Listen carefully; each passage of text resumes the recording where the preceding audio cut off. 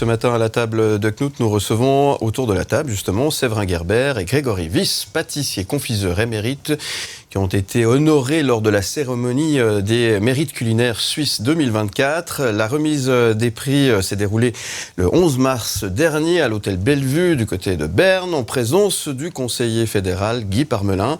Depuis l'ouverture de leur boulangerie-pâtisserie en 2017, puis de leur restaurant en 2020 et enfin de leur salon de thé en 2022, Gerber et Wyss accumulent les distinctions. Ils sont avec nous ce matin, Séverin Gerber, directeur de la boulangerie, et Grégory Wyss, directeur de la cuisine. Bonjour messieurs. Bonjour. Et bienvenue sur M et sur Canal+. Merci beaucoup. Merci. Et merci, je vois que vous êtes arrivés avec des très très belles choses. Ça sent bon sur le plateau. Que exactement, mais oui, on a l'eau à la bouche, on se réjouit. D'ici un petit moment, il faudra faire une petite dégustation en direct, je crois. Que écoutez, si vous insistez, pas de souci. En tout cas, bienvenue à vous et merci. Félicitations. Merci, pour ce mérite culinaire, qu'est-ce que ça vous a fait, le mérite culinaire, qu'est-ce que ça représente pour vous? C'est une belle reconnaissance, ça fait vraiment plaisir d'être reconnu par ce jury déjà. Par la profession, par la profession, qui sont un jury de professionnels, de grands professionnels. Oui, justement, parce que c'est un jury qui est composé essentiellement de cuisiniers, de pâtissiers confiseurs et ensuite de journalistes, d'observateurs, disons, du monde de la gastronomie. Exactement, ouais. Et puis après, le fait de le recevoir à côté du palais fédéral en présence d'un conseiller fédéral, c'est magnifique, ça le fait. Oui, c'est clair, c'est pas tous les jours quand même, exactement. Il y a toujours un moment d'émotion comme ça, mais enfin un moment d'émotion qui est tout à fait qui est justifié, puisque vous êtes des entrepreneurs, des métiers de bouche, et puis vous avez quasiment une rue Gerber Wyss à Yverdon, donc vous vous êtes rencontrés, si je me souviens bien, chez Philippe Rochat. Voilà. Oui, c'était en 2010 en fait, ça fait 14 ans maintenant. Moi je travaillais à la boulangerie qui fournit le restaurant et aussi plusieurs établissements haut de gamme de la région lausannoise. Et puis Grégory était en pâtisserie, puis on se rencontrait lors des sorties du personnel et tout ça. C'était en 2010 la première rencontre, et puis ça a tout de suite matché entre nous parce qu'on a les mêmes passions, les mêmes hobbies. La même vision de l'entrepreneuriat aussi. Ça, c'est ce qui est important, effectivement, si on s'associe. Oui. On avait l'idée d'ouvrir quelque chose ensemble, on ne savait pas à quel moment. Et puis un jour, Greg avec son épouse, ils ont marché le long de la rue du Four à Yverdon. Oui. Et il y avait un local à louer qui abrite le four banal. Four banal, exactement. Banal de la ville d'Yverdon-les-Bains.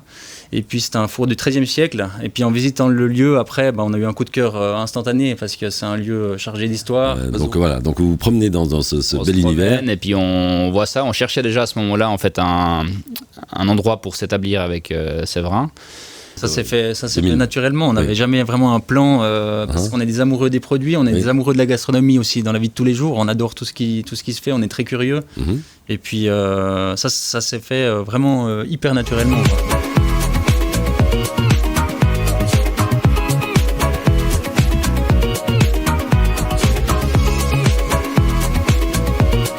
Le média, la table de Knut. La gastronomie prend ses quartiers chaque vendredi matin sur M et sur Canal+. Nos invités ce matin autour de la table de Knut, Séverin Gerber et Grégory Wyss. Merci d'être avec nous, messieurs. Merci. Nous sommes dans la capitale du Nord vaudois. On découvre cette rue magique, cette rue exceptionnelle.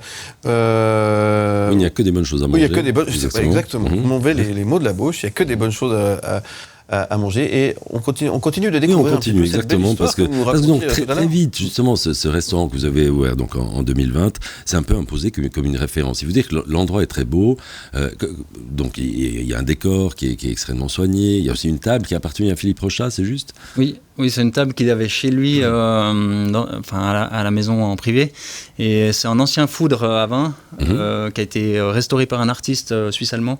Et puis cette grande table, on a eu l'occasion de la racheter. Puis c'est vrai que pour nous, c'est chargé d'émotions parce que c'était notre patron. Et puis c'est une table où on peut mettre jusqu'à 14 convives autour. Oui, alors j'ai eu l'occasion d'y bien tabler. Et c'est vrai que c'est beau. Et puis je trouve aussi pour ceux qui s'attablent, il y a de l'émotion. Je veux se dire que voilà, il y a une histoire que ça raconte. Et puis depuis cette table, on voit la cuisine aussi qui est séparée de la salle par une vitre. Ouais. Donc on vous voit à l'œuvre. Pardon. Oui. Et À l'intérieur, il y a aussi une table d'hôte, si je me souviens bien. Voilà, alors on a fait un petit peu de transformation au début, quand on a repris l'ancien restaurant. On a transformé tout le coin pâtisserie aussi, vue sur la pâtisserie, et puis la table d'hôte aussi qu'on a installée. Et pour nous, c'était important aussi de montrer ce qu'on fait, parce que voilà, on aime vraiment montrer ce qu'on fait dans la vie de tous les jours, quoi. Ça, c'était important. Et puis alors, ce qu'on voit pas tout de suite, pas d'emblée, je m'excuse, j'ai vraiment eu un chat dans la gorge, c'est la cave. Oui. Il y a une cave qui est dessous, qui est spectaculaire, avec une collection de vins. Cette collection de vins, vous l'avez mise en place comment, en fait? Parce que ça ne tombe pas du ciel. Petit à petit, en fait. Au début, on ne connaissait rien. Moi, je ne m'intéressais pas beaucoup au vin avant d'avoir un restaurant. Et puis, j'ai appris à connaître le vin justement en ayant un restaurant. Puis, j'ai découvert quelque chose d'extraordinaire. Parce que j'aime le bon vin, un peu moins le tout venant, disons, comme beaucoup de gens d'ailleurs. Et puis petit à petit, au début, on a pris un petit peu des références que tout le monde connaissait. Puis petit à petit, on allait chercher des pépites. On aime bien mettre en avant le vin suisse, forcément. On a une sélection de vins verts qui tourne toujours autour du vin suisse. Et puis, il y a tellement de choses extraordinaires qui sont un petit peu moins connues, que ce soit à Neuchâtel, à Genève... en Suisse allemande, Schaffhoust. C'est clair qu'il y a des milliers de choses à découvrir. Il y a des milliers de choses à découvrir, exactement. Et puis voilà, c'est un petit peu notre travail aussi, ou le travail de notre sommelier, notre sommelière, d'aller chercher ça, puis de faire découvrir aux gens. Parce justement, parce que vous êtes entouré d'une belle équipe finalement. Exactement. Exactement. Donc c'est des gens qui vous ont en partie suivi aussi Voilà, il y a des gens qui nous... Non, pas forcément. Non, alors c'est des gens qui sont là depuis le début du restaurant, pour la plupart, qui ont postulé, et puis qui sont très bien. On a de la chance d'être vraiment très bien entouré, comme vous dites, autant du personnel que de nos apprentis. On a des super apprentis aussi, on a 7 apprentis ça nous tient à cœur de former les apprentis chaque année, autant en boulangerie qu'en pâtisserie qu'en cuisine. Oui, mais je pense que c'est important aussi de transmettre en fait le savoir-faire, exactement. Vous êtes acteur complet de ce monde de la restauration, et d'ailleurs ça vous vaut aussi le fait d'être membre des grandes tables de Suisse et des jeunes restaurateurs d'Europe, si je me souviens bien. Exactement, ouais. Et ça, ce sont des groupements, ça vous apporte beaucoup? C'est plutôt un réseau pour être en contact avec d'autres personnes qui sont dans la même situation que nous. Ça peut être toujours chouette quand on a une question, quand on a une difficulté aussi, savoir si eux ils se retrouvent dans la même difficulté. C'est plus une oreille, une amitié, un contact en fait dans la branche. Puis après, bien sûr, il y a aussi de la visibilité, la promotion, certainement, exactement. Bien, nous, on a hâte de découvrir des choses aussi, parce que vous êtes venu avec une boîte de biscuits, oui, apparemment. Il faudra qu'on en parle de ces biscuits. On va en parler dans un instant.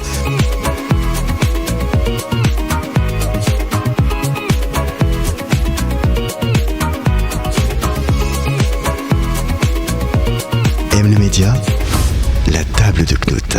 Merci d'être avec nous. Comme chaque vendredi, la gastronomie prend ses quartiers sur M, le média et sur Canal+. Ce matin, nous sommes avec Séverin Gerber et Grégory Wyss. Ils nous font découvrir ces lieux mythiques à Yverdon, dans la capitale du Nord-Vaudois. Merci d'être avec nous. Et en plus de ça, vous êtes venu avec apparemment de très bonnes choses. Je vois une boîte de biscuits. Oui, une boîte de biscuits. Alors, du pain. Oui, on peut peut-être commencer par parler un petit peu de ces biscuits, parce que si je me souviens bien, c'est un succès absolu. Oui, alors c'est vraiment devenu le produit phare de notre boulangerie-chocolaterie. Petit Jules. Les biscuits du petit Jules, en fait, c'est qui le petit Jules? C'est le fils à Greg. D'accord. Puis en fait, un jour, il s'était posé sur un sac de farine, on l'a pris en photo, puis Greg, il a eu l'idée de faire cette boîte de biscuits. Du coup, c'est lui qui a dessiné la boîte aussi, et puis ça nous a... D'accord, c'est vous-même qui l'avez dessiné. D'accord. En fait, donc c'est une boîte en fer, une belle boîte en fer. Voilà, puis c'est un cadeau. Aussi, c'est un cadeau à offrir. Oui, sympa. exactement. Oui. Et puis, on s'est rendu compte qu'il n'y avait pas beaucoup de concurrence. Il y a beaucoup de concurrence pour le chocolat, pour surtout les chocolatiers. Puis des bons biscuits artisanaux, c'est hyper difficile à trouver. Puis nous, avec les matières premières qu'on utilise, des farines d'exception, du beurre de laiterie juste à côté et tout ça, on s'est dit autant le mettre à profit aussi de cette boîte à biscuits. Et puis on a lancé la boîte il y a 3 ou 4 ans maintenant, et ça a tout de suite il n'y a jamais personne qui nous a dit vos biscuits ils ont un défaut. Et puis alors vous en fabriquez combien par année? Alors pour la boutique on en fait on en fait plusieurs centaines par année. D'accord. Après on a des clients externes aussi centaines de boîtes donc centaines de boîtes qui contiennent chacun combien de biscuits? En fait on a plusieurs sortes différentes, je peux vous montrer. Regardons-les ces biscuits. Et puis Après, il y a des entreprises externes. On explique pour ceux qui nous écoutent. Hein. Pour les cadeaux d'entreprise et tout magnifique. ça, c'est génial parce que c'est quelque chose qui se conserve pendant 4 mois. Et puis, on a 6 sortes différentes. Donc là, on en a fait sur les 3 dernières années plusieurs milliers par année. Ouais. D'accord, quand même. Oui, donc c'est un certain succès. Oui, c'est un succès. Ouais. Mais succès mérité. Hein, si vous voulez goûter. Ah oui, mais je goûtais. Oui, on va goûter, absolument, tout à fait. Ça, faut pas montrer, c'est terrible. C'est terrible. Je suis très gourmand. Alors, vous disiez, mon cher Knut. Moi, je disais effectivement que ces biscuits, pour les avoir déjà goûtés, ce qui ne va pas m'empêcher de recommencer, mais que effectivement, ils sont magnifiques. Et puis, indépendamment des biscuits, vous faites aussi des pains exceptionnels. Hein. Voilà, alors on a la chance de travailler avec un paysan meunier à Suchy, qui est juste à côté d'Yverdon. Puis on lui prend toutes ses farines, chez le même agriculteur. C'est des farines biologiques, moulues sur meule de pierre à strier, donc il a un moulin à la ferme. Et puis c'est des farines qui ont une qualité nutritionnelle exceptionnelle. Et puis après, nous on travaille, on n'a rien inventé, on travaille comme on travaillait avant, à l'ancienne, des longues fermentations. Respecter le temps de travail. Ça leur fait plaisir. Le respect du produit, ça c'est important. Hein, c'est super important parce que moi je dis toujours, on peut pas transformer de l'industriel en l'artisanat, il n'y a aucun sens. Puis beaucoup le font. En fait, on fait de l'artisanat avec l'artisanat, sinon ça sert à rien. Et puis on retrouve justement un produit qui se garde beaucoup plus aussi parce qu'il est travaillé, comme il disait avant, on laisse le temps aux choses, on laisse la fermentation.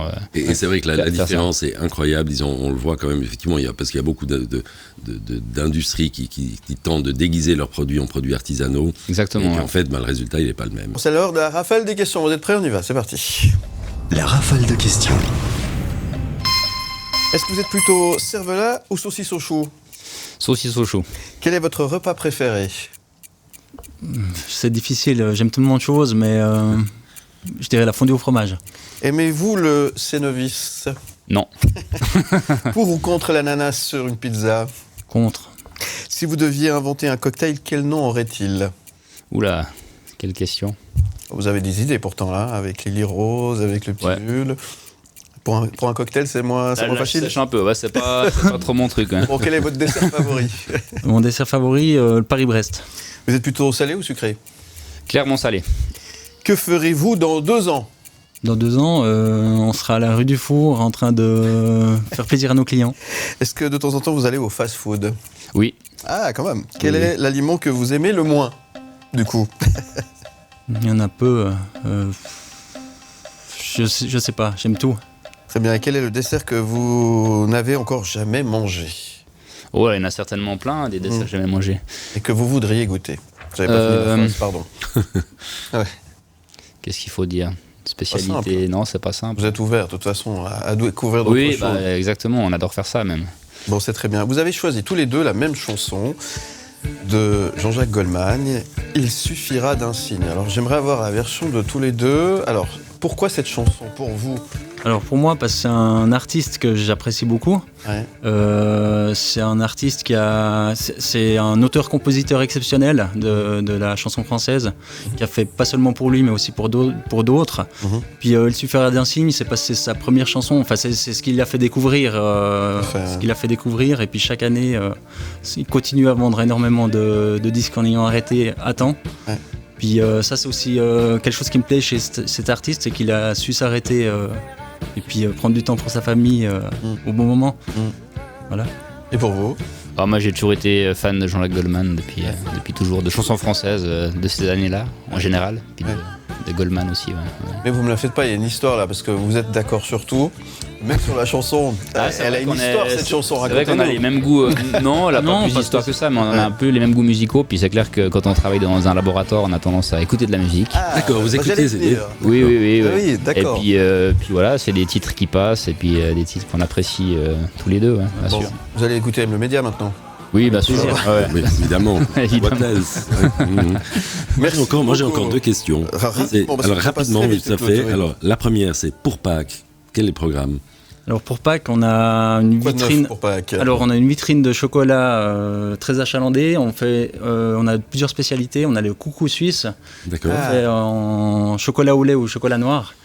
Et puis après plein de petits lapins. On a plein de spécialités en chocolat. Ouais. D'accord, donc ça ça vaut un la peine œuf de aussi venir qui est assez original dans une vraie coquille d'œuf. Ah oui, d'accord, donc ça vaut Les la peine de coquilles venir faire un feuillées, tour à la rue du Four avant Pâques. Et Et puis la deuxième chose, cette rue du Four. Alors quelle est la prochaine arcade que vous allez reprendre pour y mettre quoi? Alors pour l'instant, il n'y a rien de prévu.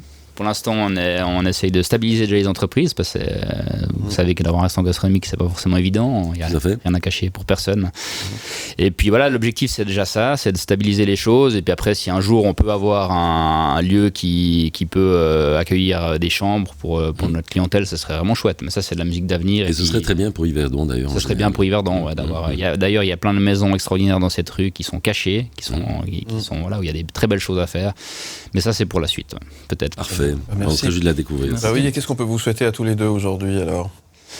Du succès, un maximum de clients, voilà, puis de continuer à aimer à faire ce qu'on aime, disons.